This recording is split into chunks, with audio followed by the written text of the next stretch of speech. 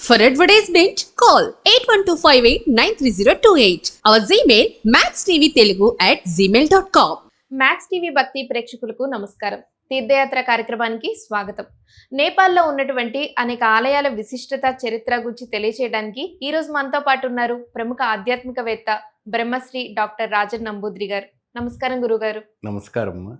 గురుగారు, మనోకామన ఆలయం విశిష్టత గురించి తెలియజేస్తారా? తప్పకుండా అమ్మా. నమస్కారం అండి. ముందుగా శ్రీ మహాగణపతి దేవతాభ్యో నమః. మ్యాక్స్ టీవీ ప్రేక్షకులకి నమస్కారం. వాస్తవానికి మనోకామనాదేవి ఎక్కువ శాతము మనము శ్రీశైలంలో ఇష్టకామ్యాదేవి ఆలయానికి వెళ్తుంటాం. మీకు తెలుసా? ఎందుకంటే శ్రీశైలం అడవిలో జీప్లో హరిజన గిరిజనులు తీసుకెళ్తుంటారు. ఆ ఇష్టకామ్యాదేవికి నుదుట పైన మీరు కుంకుమ పెడితే మీ నుదుట ఎలా స్పర్శగా ఉంటుందో అంత స్పర్శగా ఉంటుందట. అంత మెత్తగా ఉంటుందంట ఆ స్టోను. అంటే ఒక మనిషికి పెడుతున్న పెడుతున్నట్టు అనుభూతి. ఇట్లా అంత నుదుటి మీద మనం పెట్టుకుంటే విగ్రహానికి కాకుండా ఆ విగ్రహాన్ని పెడుతుంటే మీకు ఆ స్పర్శ అలా స్పర్శ ఉంటుంది. తగులుతుంది. అయితే ఈ రకమైన వంటిది మనోకామనాదేవి యొక్క ఆలయము మనకి కాటుబండు నుంచి మనం పోఖ్రాకు వెళ్ళాలి. 250 కిలోమీటర్. పోఖ్రా నుండి గుర్కా జిల్లా అని ఒకటి ఉంటుంది. గుర్కా జిల్లా అంటారు. గుర్కా జిల్లాలో గుర్కా గాంలో ఉన్నవంటి మనోకామనా దేవి. ఈ మధ్య కాలంలో కూడా నేను కొన్ని వీడియోస్ లైవ్ పెట్టాను. ప్రేక్షకులకు అందరూ కూడా చూడాలి, అందరు దర్శించుకోవాలని. చాలా అరుదైన వంటిది. దాదాపు ఒక 300 కొండలు దాటుకుంటూ ఆ అమ్మవారి ఒక శక్తిపీఠానికి వెళ్ళాలి. మహాశక్తిపీఠం అది. మనోకామనాయి అంటే అంటే మనసు, కామనాయి అంటే కోరిక. మన అంటే మనసులో ఉన్న వాటి కోరికని తీర్చే దేవత. పార్వతీదేవి యొక్క ప్రతిరూప అంశ గాంధర్వ దేవి రూపం అని ఇతిహాస పురాణాలు మనకు చెప్తూ ఉన్నది. మనకు పేరుకే నేపాల్ అండ్ టిబెటే కానీ మనకు హిందూ సనాతన ధర్మ శక్తిపీఠాలు చాలా వరకు కూడా అక్కడ అమర్చుకుని ఉంది. మీకు అమ్మ ఆ ప్రదేశంలో 360 రోజు మంచే ఉంటుంది, ఎండనే ఉండదు. మీకు మంచు ప్రదేశము, స్ప్రింగ్స్ వాటర్స్ పడుతూ ఉంటాయి, చిరుజల్లు పడుతూ ఉంటాయి 365 days. మీకు ఎండ వస్తుంది అంటేనే అక్కడ ఒక ఫెస్టివల్. ఎండ ఇలా కనబడిపోతుంది అంతేగాని ఎండ పెద్దగా రాదు. అందుకే ఏం చేస్తారంటే సమ్మర్ సీజన్ వచ్చిందంటే ఎక్కడెక్కడ ఉన్న వాళ్ళంతా కూడా ఆ ప్రదేశంలోకి వచ్చేసి రిసార్ట్స్లో ఉండి అమ్మవారి దర్శనంలో అక్కడ ఒకటి వాక్ రూట్ ఉంది, కేబుల్ కార్ రూట్ ఉంది. కేబుల్ కార్లో కూడా మనం వెళ్ళవచ్చు.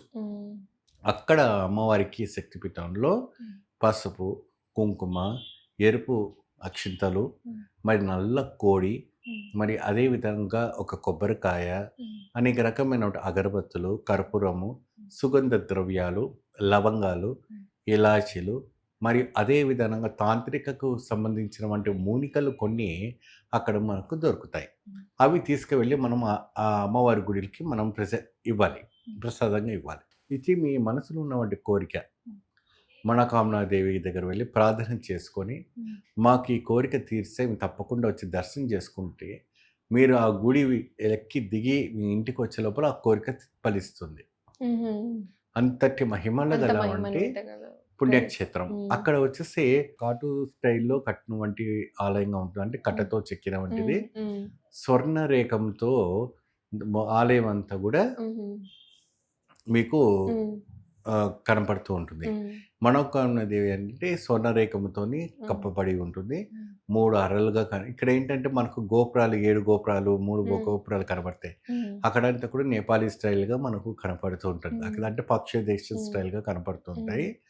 చందనపు కట్ట, రోజ్వుడ్, చందనపు కట్ట వంటి దాని ప్రదేశంలో అవి ఉంటాయి కాబట్టి దాంతో చాలా అద్భుతంగా వైబ్రేషన్ కూడా మీకు చాలా బాగుంటుంది. ఎంతోమంది భక్తులు ఇష్టంగా వెళ్తారు. మీరు కానీ అక్కడ వెళ్ళి కూర్చుంటే ఇంటికి వెళ్ళబుద్దే కాదు. ఎంతటి ప్రశాంతంగా ఉంటుందో అక్కడ. పిల్లలైనా సరే, అక్కడ ఉన్నవంటి ప్రజలైనా సరే, అక్కడ వచ్చేవంటి భక్తులైనా సరే అనుసంధానంగా ఉంటారు.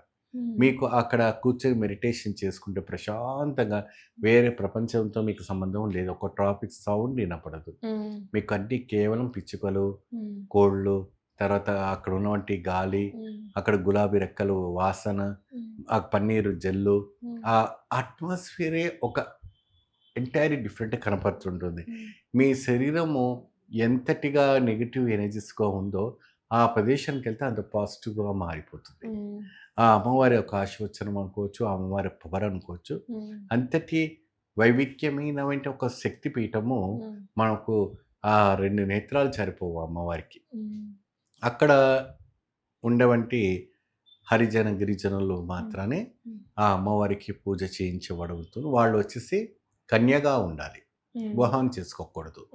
వాళ్ళు ఎప్పుడైతే కూడా ఒక వృత్తిని వదులుకోవాలనుకుంటే అప్పుడు మ్యారేజ్ చేసుకోవాలి. అప్పటి వరకు వాళ్ళు కన్యగా ఉండి ఇక్కడ పూజ చేయాలి. అక్కడ చాలా విశేషంగా కోరికలన్నీ కూడాను ఈ తీర్థయాత్రలో చాలా అద్భుతమైనటువంటి ఫలితాలు లభిస్తుంటాయి.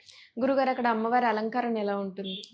అక్కడంతా కూడాను మనకి ఇక్కడ సమ్మక్క సారక్క అని ఒక పూజ చేస్తుంటారు. అక్కడ ఎటువంటి ప్రతిరూపం అనేది మనకు కనపడదు. 2 చెక్క ముద్దలు మాత్రం మనకు కనపడితే అమ్మవారికి ఎరుపు రంగు వస్త్రాలు వేస్తారు, చున్నీస్ వేస్తారు, బ్యాంగిల్స్ వేస్తారు, తర్వాత అక్షింతలు ఇస్తారు. అది అంటే ఇక్కడ మన కనకదుర్గమ్మ విజయవాడలో ఉన్నట్టుగా ఆ రూపం అలా కనపడదు. అంత అలంకరణ అంతా ఉండదు, సింపుల్ గా అలాంటి ఏమి ఉండవు, ఎటువంటి కూడా ఉండదు. తాపడి మాత్రం మొత్తం శక్తిపీఠం కాబట్టి పిండి రూపంగా మనకు కనపడుతుంది, లింగ రూపంగానే. ధన్యవాదాలు గురుగారు. నమస్తే.